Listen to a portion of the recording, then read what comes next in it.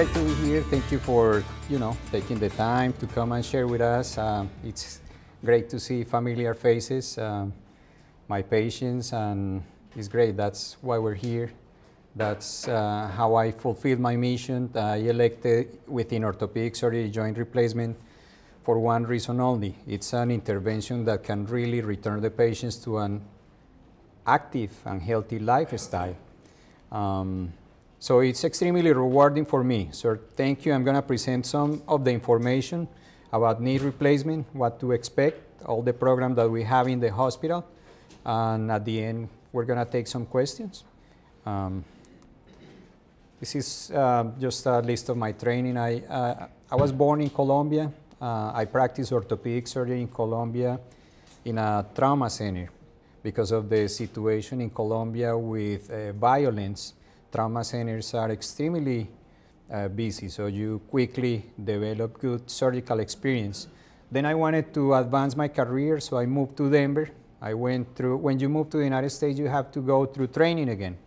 So I did the 5 years of orthopedic surgery once again, which was extremely funny at times because I was the only intern. Intern is the first year of residency that had a dedicated OR because I had that previous training and experience. They entrust me as an intern to my own cases. Then I decided that I wanted to do joint replacements, so I did an extra year of training doing only hip and knee replacement. So that's why the training is so important to decrease the complications and obtain good outcomes. I'm board certified, member of the American Academy of Orthopedic Surgery and the Hip and Knee Surgery Society. So what about knee pain? Unfortunately, we have a high chance of getting knee arthritis through our lifetime. There are 70 million people in the United States with some form of arthritis. The most common one is going to be osteoarthritis. It's also known as degenerative joint disease. It's wear and tear of the joints. The second most common type is rheumatoid arthritis. This is completely different. It's a deforming inflammation type of arthritis that has very characteristic presentation, typically hands, elbows, hips, knees at the same time. But the most common one is called knee osteoarthritis. More than 50% of the patients that reach 65 years or older are going to have some form of osteoarthritis. So we have a high chance of getting these ones. And it presents as gradual joint pain, stiffness, and swelling. There are some risk factors. Some of them we can change, some of them we can do nothing about. So as we age, we had a higher chance. Obesity and overweight, because when we walk, jump, run, an extra pound of weight goes through your joints as 5 to 7 pounds of force, because it's not only the weight, it's the weight plus the speed. So overweight is one of the main reasons why we're seeing more. Joint injuries, playing sports, having previous knee surgery at a younger age, having a replaced ACL, a torn meniscus, those are conditions that can set the knee down the road for knee arthritis. Genetics, nothing that we can do about that one, but many patients in their 40s are already having some problems with joint pain. And when you ask them, is there any family history? They are like, yeah, my mom, my sister, my brothers, they all had surgery at an early age. And we're seeing that more and more. And the muscle weakness. In our control, there are only two things to slow down the progress of arthritis. One is muscle strength of the leg muscles. The quadriceps, which is the thigh muscles, has to be strong. So all the joint forces don't go only through the cartilage, which is the lining of the joint that we're going to show, but it's absorbed by that muscle. So that's one of the key factors. And the second one is the weight. Those are the only two things that we can control. The other treatments, medications, injections can help with the pain temporarily, but those are the only two factors that can change the outcome of the knee. And that's how an arthritic knee will look. That lining, that white lining that is called the cartilage, we get what we get, it doesn't grow back. So when it's deteriorated, then it's bone on bone, and that's when the pain and stiffness start bothering the patients. So a healthy knee will look like that with very smooth lining. The cartilage is pristine, perfect, smooth. But then if we get arthritis, we get those cracks and fissures. And the cartilage starts to be eaten away until it's a bone-on-bone joint. So what do we know about knee pain? Sometimes you limp. That can be a clue that you're having pain. Is it difficult to perform your daily life activities, walking, housework, tying your shoes? Is that pain limiting your lifestyle, your activities? Are you feeling that one leg is shorter than the other one? Do you have any balance problems? You stumble a lot? Do you experience pain in the front or back of the knee and swelling of the knee? So we always do a complete evaluation of the patient where we're going to check all those points: strength, range of motion, weight. We're going to start the exam of the knees actually by checking the hips of the patients, because there are many hip problems that would give the patient what is called refer pain. It means that the problem is located on the hip joint, but the patient is going to feel that pain on the knee. And that's because there is a nerve that crosses the joint in front and it goes down to the knee. So sometimes you can have a hip problem that presents as knee pain. So it has to be a very complete evaluation so you don't miss anything that the patient may have. So the treatment, we're going to look at all those factors and we're going to try to modify the factors that we can. So we can work in weight, activity, and strength.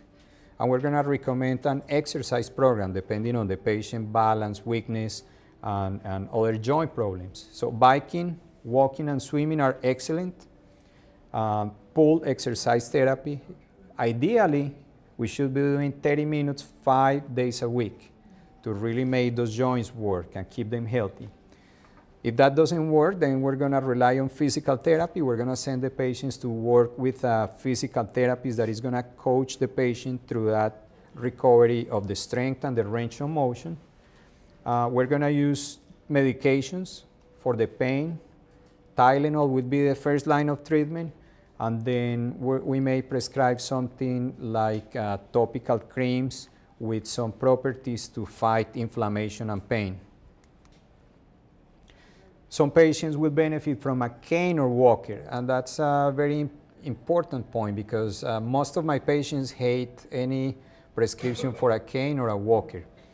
But the reality is that a cane can really unload that diseased joint and help with balance. So it will prevent falls and it will prevent chronic deterioration of that joint. Then we're going to use medications that are called NSAIDs, that include naproxen, ibuprofen, diclofenac, all these medications that fight inflammation, control the pain. Sometimes we will prescribe Celebrex, which is not going to be irritating the stomach in some patients that have gastric ulcers. A common question is about nutritional supplements because we all get overwhelmed with all the information, all the claims that take this, try that. We all have friends that try something that works for them and we want to try it. It's a $100 billion industry, but there's many unsupported claims. Almost none of them work.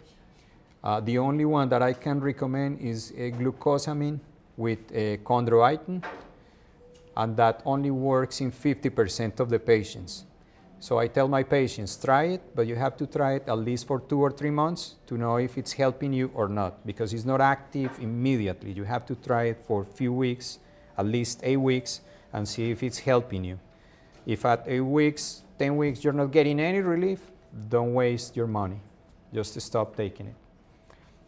And then we move into the joint injections. Joint injections, we have different types of joint injections. We have the steroids. The steroids are useful for the acute flare-ups. We don't want to do steroid injections too often.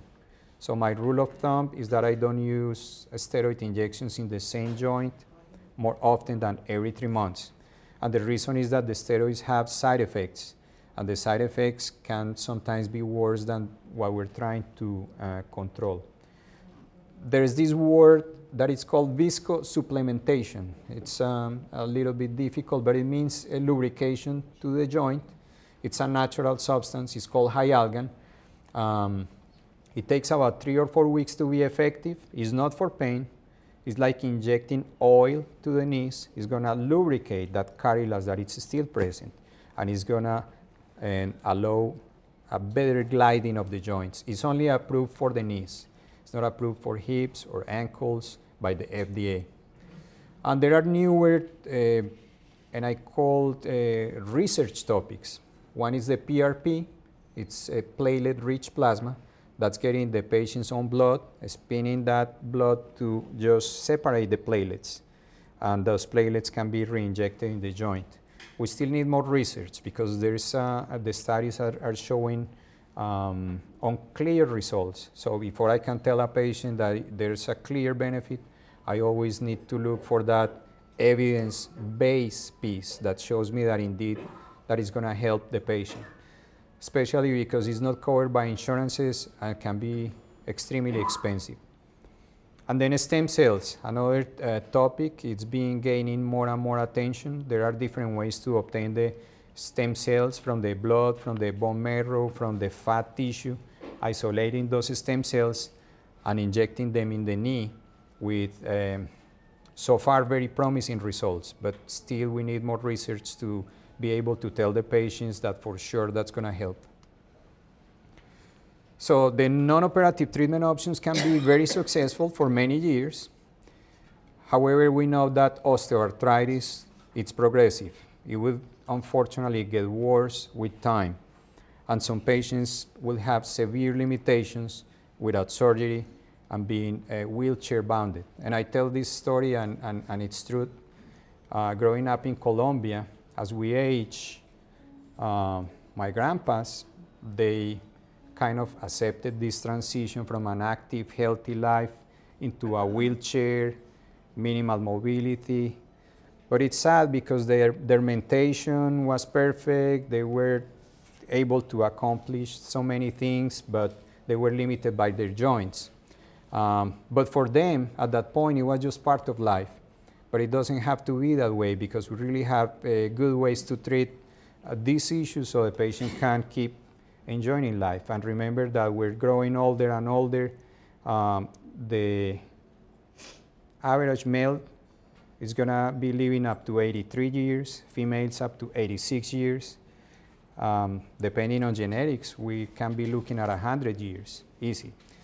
So if you get arthritis when you're 60, 65, and you don't do anything about it, and you just sit down, you're just missing that huge part of your life where you can be still productive, enjoying, and accomplishing many things. Then when the non-surgical options don't work anymore, then we start looking into the surgical options. Arthroscopy. Arthroscopy was used 10 to 15 years ago too often. Now we have research that shows that for osteoarthritis, it's not that great because you're removing that soft tissue that is still offering a little bit of cushion to the joint. That's called the meniscus. And we learned that when you take the meniscus out, it's game over for the knee. There's very limited indications and there's very limited pain relief. When we look at the studies at 6 months after knee arthroscopy for osteoarthritis, the patients don't do that good.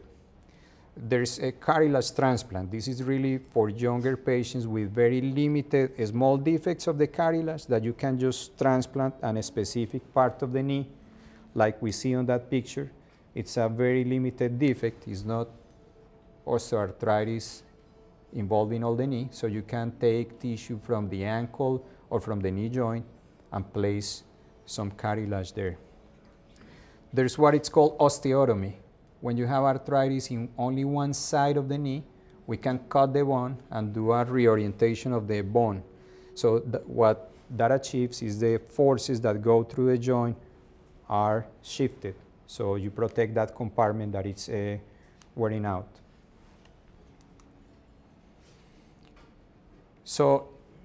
if everything that we said to this point is not an option anymore, the patient tried, failed, and the patient continues to have pain, swelling, difficulty with range of motion, not really enjoying life because the knee is stopping the patient, then we start thinking about a knee replacement. So it's a surgical procedure that removes only the diseased joint surface and replaces them with implants. So there are three main components. There's a metal piece that is going to be on the femur. It's going to be like a cap. There's going to be a base plate that is going to be on the tibia or shin bone, and a plastic liner in between. And that's where the motion is going to happen.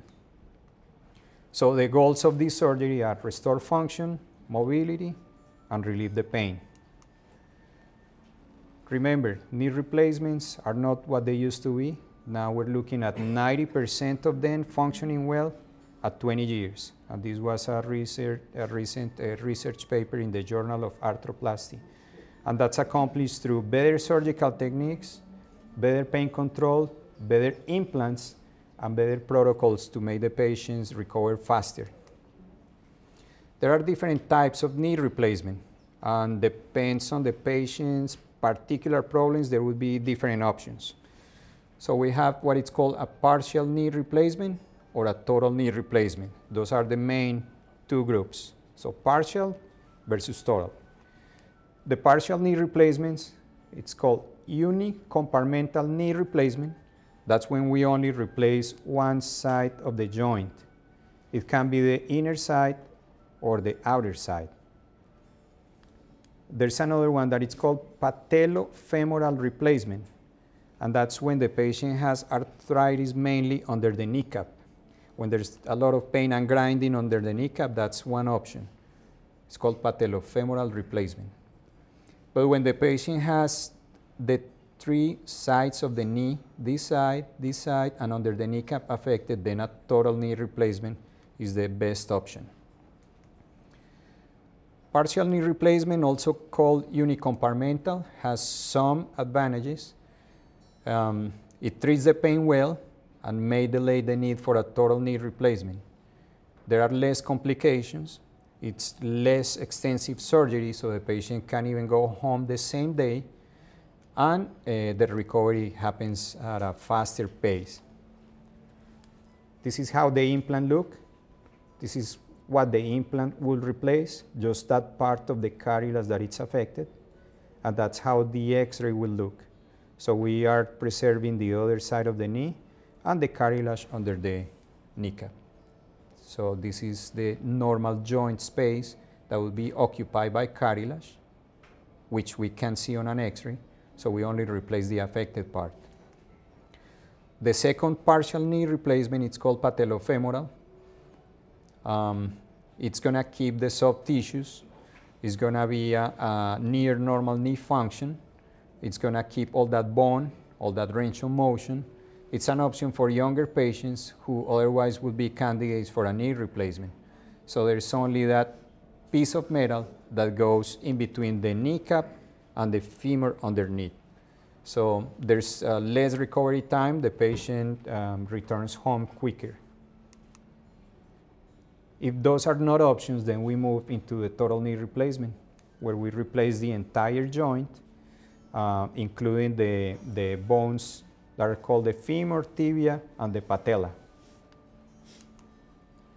This is how a total knee joint looks. Some patients think when they come to the office that we just cut the bone up there, bone down there, and replace the entire thing. So the truth is that we keep the tendons, we keep the muscles, we gain access just through the side, we move the kneecap out, and we place the cap, base plate, and the moving part in between. We keep the patient's own ligaments, and we try to preserve as much bone as we can. So we keep all this is the quadriceps tendon, the kneecap, all the ligaments on the sides are very important for that functioning of the knee. And we have better surgical techniques nowadays, so we have less invasive surgery. So we don't do the incisions that we used to do, which used to take longer surgery, longer recovery time with more pain. So we have now very well designed jigs and tools. We don't have to open the skin too much. We can fit these small tools there to make the cuts in a perfect way with less pain and less incision. And also we can protect the muscles from being torn apart. So that's why the patient can recover a little bit faster. We have surgical navigation these days. That means that we use a computer tool with some trackers, and then we have a screen that is going to tell us if we're placing the implants where they need to be to restore the function, the alignment, and the range of motion of that knee. So that's all done in the OR. Those trackers communicate with this sensor, and the screen is going to tell us all the alignment, all the different numbers that we need to know that are key for a well-functioning knee. We also have what is called patient-specific instruments. Before surgery, we get an MRI or CT scan. We have two different systems depending on the company. And based on that MRI or CT scan, there are cutting jigs or instruments that are designed for that particular patient. So when we get into surgery, we place these jigs that are already pre-made, and that help us to do the surgery quicker and improve the alignment of the components of the knee.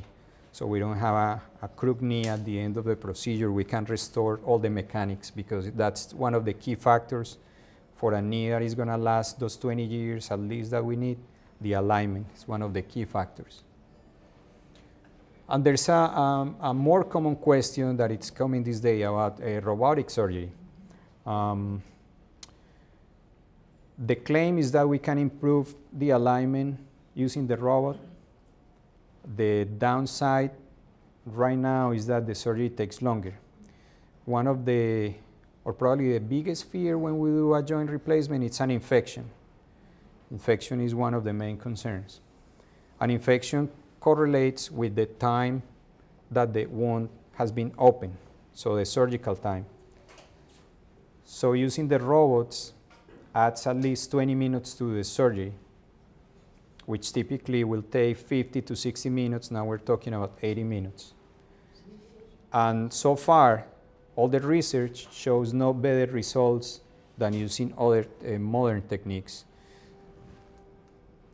This is a paper that just came April 2014. They compared the robot versus standard instruments and compared the outcomes. Good outcomes in both groups, but what I was telling you about the OR time increased 20 minutes when using the robots. It's an extra cost, so we will use these technologies when they really show a clear benefit for the patient. When it's only the hype, I'm not really interested in those technologies until they're state-of-the-art, offering a benefit to the patient. So when a patient should consider surgery, the simple daily tasks are painful. The pain is even interrupting the sleep. The non-surgical treatment options don't help, don't relieve pain anymore. The patient tries medications, therapy, injections, and they don't really help. There's a chronic knee swelling, inflammation, stiffness, deformity. Deformity is one of the key ones, because if the knee starts to deform at a higher rate, that means that the bone is being eaten away. And then reconstruction or knee replacement later on, it will be more and more difficult, because we have implants to restore the joint line, but if we lose that bone, then that surgery becomes extremely difficult. Or the patient is unable to tolerate or has complication with the pain medication. So patients nowadays don't have to live in pain. The options are really good. There are some risks. It's not any surgery is risk-free. The main one that we mentioned, infection. If an infection happens, we have to go back, take the implants out, wash it out, give the patient antibiotics before we can do a new knee. Blood clots, we use blood thinners, that's routine, but even with blood thinners, there's a small chance of getting a blood clot. It's very rare. In the past, it was very common to have a pulmonary embolism, but it's very rare nowadays after a joint replacement. One, because we're using the blood thinners, but most importantly is because the patients are getting up and walking right away. Before, the patients were staying in bed for a week, 2 weeks, so things have changed a lot. Bleeding after surgery is one of the risks as well. Some patients may need a blood transfusion or the need for additional surgery. If you reach those 15, 20 years and the knee is giving you problems, you may need what is called revision surgery. These complications are rare, but keep those in mind. So preparation is the key, preparation from the patient side, from the surgical side. So that's why we have programs and protocols, so we can have checks at every point of the game. So starts with the patient making social arrangements. The patient will need to take time off some duties for surgery, work, or taking care of family members. Pre-op evaluation by the primary care provider. Some cases, some patients would need cardiology evaluation. Make sure that your heart is going to be healthy before surgery, that we're not putting the patient at an extreme risk of any bad outcomes during surgery. The home setup, there's in some cases the need for some equipment for home. The pre-op class, what John was referring to, so Cher, that has 20 years of experience doing surgery and working in this environment, runs the joint class, and it's extremely well received by all the patients. Sometimes when you tell your patients that they're gonna go to a 2-hour class, they are like reluctant, like, no, that's gonna be a waste of time. But then when they come back before surgery, I see them back, they are extremely happy that they did so, because the anxiety, the miscommunications, misunderstandings, or misconceptions are really, really clear with evidence-based information. Surgical planning, that's on the part of the surgeon. I do what it's called hip to ankle x-ray, so I can measure the axis to restore the alignment of the extremity during surgery. I do a screening that is called MRSA screening, making sure that the patient is not a carrier for MRSA, which is a bacteria that can infect the joint replacement. Then we make arrangements for wound care, home therapy. So planning ahead is the key to good outcomes. And the recovery is going to start immediately. Every patient has different pace how they recover.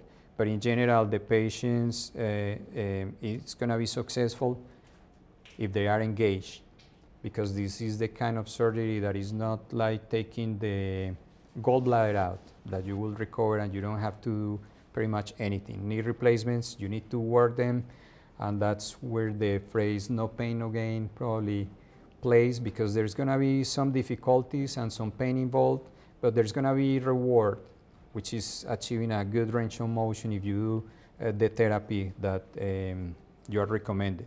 So typically the hospital stay is going to be 1 to 3 days, somewhere in between. Most commonly patients are going home post-op day 2 right now. Some of them go home post-op day 1. The patient is going to use crutches, walkers, or a cane for 1 or 2 weeks. The exercises are going to restore the joint range of motion, increase the strength and the flexibility. We're giving our patients a protein supplement because it's been proved that it helps with the healing of those surgical incisions. And we're going to also recommend a nutritional plan with a well-balanced diet to help our patients recover. This is something new that we've been doing, and it's helping to control the pain. It's called the OnQ pump. It's done by the anesthesiologist right before surgery. It's a catheter that is placed just close to the nerve that controls the pain on the front part of the knee, but doesn't block the muscles. So that's how the patients can get up and walk right after surgery with good pain control, but not having the muscles, the muscle weakness. The patients in general are requiring less narcotics. The patients can walk right away after surgery. Our joint replacement program, John in the introduction was mentioning some of the key parts of our program. So this is our pledge. We will use nothing but the best evidence-based practices to make sure that our patients achieve the best possible outcomes. We're meeting every 3 months. We're reviewing those policies, procedures, and see if we need to do any adjustments. We're constantly reading the journals, looking at the best available evidence to change those practices if they need to be changed. We rely on the orthopedic care coordinator. She's going to be with our patients all the way from the pre-op class during surgery. Every day she's going to round, sit down with them, and communicate and be that bridge between patients and the surgeons. The coaches are key. So our patients designate a coach, and the coaches are with the patients all the way, and they're there to help, to encourage, to be partners on that. And some of the coaches are our former patients that want to coach some other patients that don't have a significant other that can help them in that regard. So that's what we're doing during the joint reunion. We are recruiting some of those coaches. So we have a huge team working for you when you are in need of a knee replacement. So I have to acknowledge all the OR personnel, because in the OR, it would be the anesthesiologists, it would be the nurses, it would be the scrub techs, it would be the physician assistant helping us. So it's not only the surgeon, it's an entire team that it's well trained. We make sure that they have excellent training.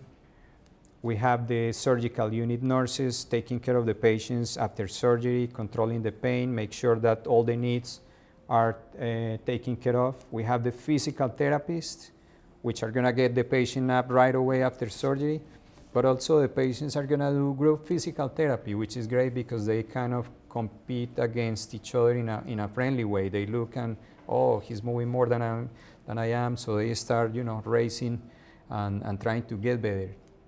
We have the pain management service. That's the anesthesia nurse rounding on the patients, making sure that that on-cue pump catheter is working properly, that the pain is controlled, that there are no issues. We have the chaplain. It's part of our team. She's rounding daily, making sure that we have that support as well. We make team rounds where we round every day as a team, making sure that we're not disconnected, that we're all in the same page regarding to patient care. And the joint reunion, which is, as I mentioned, the greatest part of my practice, and the patients come back, they want to take pictures with the physical therapists, nurses, and it's just a good time to see all that work, how it pays off at the end. So knee pain is going to unfortunately affect millions of people every year. Many patients delay treatment because of the fear of the unknown that we all have.